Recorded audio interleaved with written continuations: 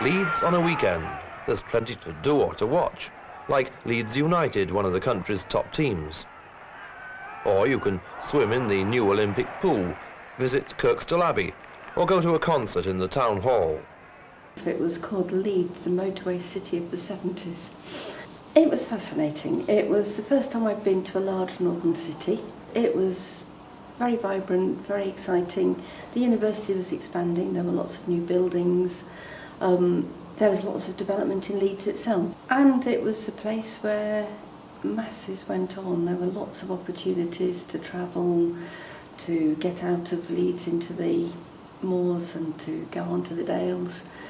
And also the studying itself was interesting. For part of my second year summer vacation, I got a study grant to go to Norway and excavate a medieval settlement, which was a really good international opportunity with students from across the world. And yeah, I was quite active in University Action, which was a society which helped in the community and undertook community projects. And in order to raise money, I got involved in organising a charity football match.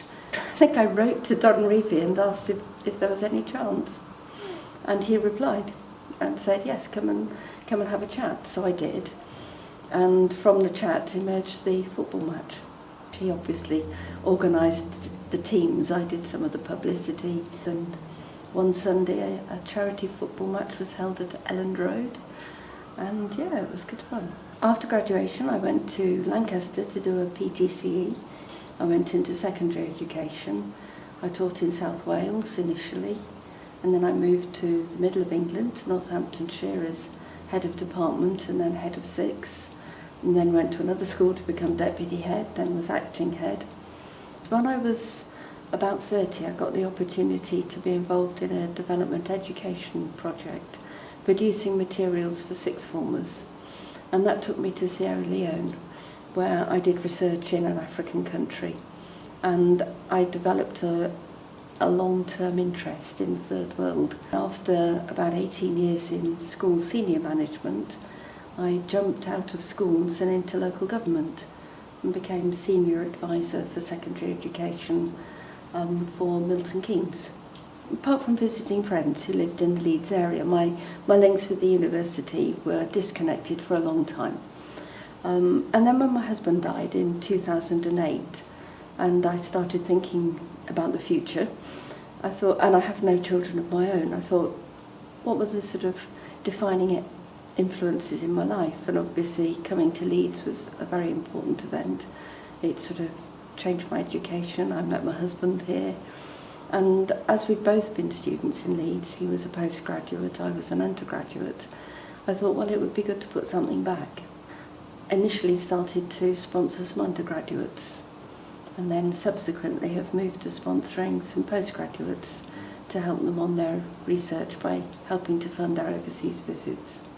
It was a good way to sort of amalgamate my desire to do something to influence education, but also to have it influencing something which is of, I think, importance across the world.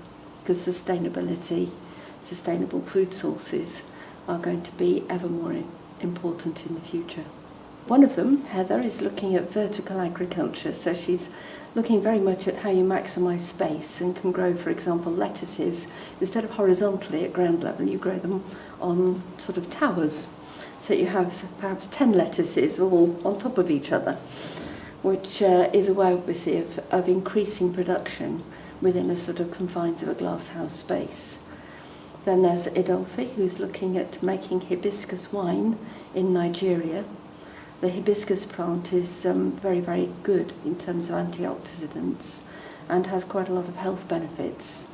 And so I guess, I haven't managed to speak to Idolfi directly, but I guess that making a wine out of a very healthy substance means that you're making a drink which is relatively safe in a country where water supplies might not always be safe, which actually has health benefits as well. And then Katrina has been doing research in Pakistan for her MSc, where she was interviewing farmers to see how changes in agriculture came about because farmers learnt from other farmers, so things were passed by word of mouth. So if there were bad practices, then they were sustained because people kept just passing them on and on and on. Because I have no children and I have no particular demands on my finances, such as they are, I didn't want them to just get sort of swallowed up. I didn't want them to necessarily get dissipated amongst sort of more remote relatives. I wanted them to be big enough to make a difference. And education makes a huge difference in everybody's lives. And so funding something at a university has a kind of sustainability about it and a long-term benefit, and may have the capacity to change more lives than just giving something to an individual. It's been really good to come back and to visit the university and to see how it's developed. I mean, bits of it are still incredibly recognisable and other bits are not. They're completely different. But Leeds has evolved, and it's evolved very well. It's been very satisfying to come back and meet people, to come to some of the alumni events, and to realise that what sparked my enthusiasm all those years ago in 1969 to 72, there are students who are being similarly inspired today.